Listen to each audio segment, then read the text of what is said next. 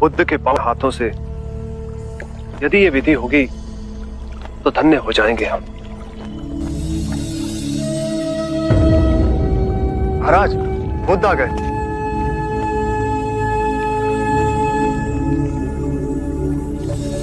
प्रणाम। एक विनती है आपसे। कहिए राजन। पिछले कई दिनों से मेरे स्वप्न में मेरे पिताश्री आ रहे हैं। मैंने ब्राह्मणों से भी इसका अर्थ पूछा तो उनका कहना था कि तुम्हारे पिताश्री को शांति नहीं मिली, उनके लिए पूजा करनी हो, यज्ञ संपन्न करना होगा। आप तो परम ज्ञान का स्वरूप है, तो विनती है आपसे कि पूजा विधि आप ही के हाथों से हो, जो मेरे पिताश्री तक पहुंचे, उन्हें मुक्ति मिले, जीवन मरण के इस चक्र से वो मोक्ष पाले। अवश्य राजन। आप मिट्टी के 2 घड़े मंगवाइए, एक में घी भरवाइए और एक घड़े में कंकड़ पत्थर भरवाइए, और उन दोनों घड़ों के मुंह कपड़े से बंधवा दीजिए और उन्हें लेकर नदी के तट पर आइए। मैं वहीं आपकी प्रतीक्षा करूंगा। मैं भी इसका प्रबंध करता हूं महाराज।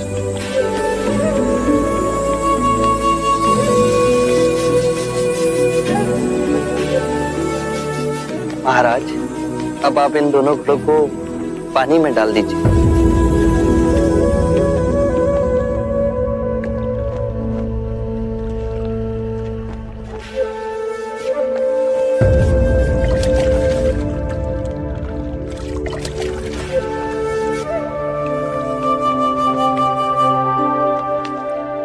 महाराज, अब इन दोनों घड़ों को आप तोड़ दीजिए।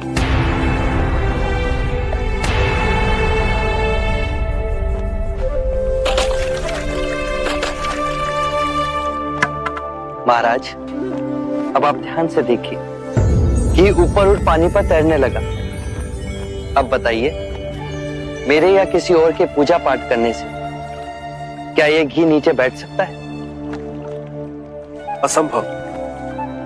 ये तो घी का स्वभाव ही नहीं। सत्य कहा आप। उसी प्रकार किसी भी पूजा पाठ, विधि विधान, कर्म कांड के द्वारा पानी के अंदर डूबे हुए कंकड़ पत्थर क्या ऊपर आ तैर सकते हैं? नहीं बुद्ध, ये तो प्रकृति के नियम के विरुद्ध है। तो हम प्रकृति से भिन्न कैसे हुए?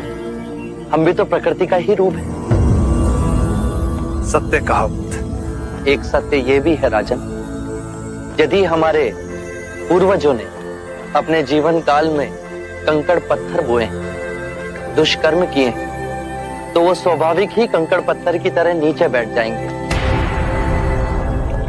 और यदि उन्होंने अपने जीवन काल में सत्कर्म किए तो स्वाभाविक ही घी की तरह ऊपर आ तैरने लगेंगे। जो बोएंगे वही काटेंगे। परंतु इस शरीर रूपी जीवन काल में ही नहीं, अपितु इस शरीर रूपी जीवन काल के पश्चात वाली यात्रा में भी हम जैसे कर्म करेंगे वैसा ही फल मिलेगा। अब बताइए, इस प्रकृति के नियम को कोई पूजा पाठ, कर्म कांड, विधि विधान, यज्ञ हवन मिटा सकता है?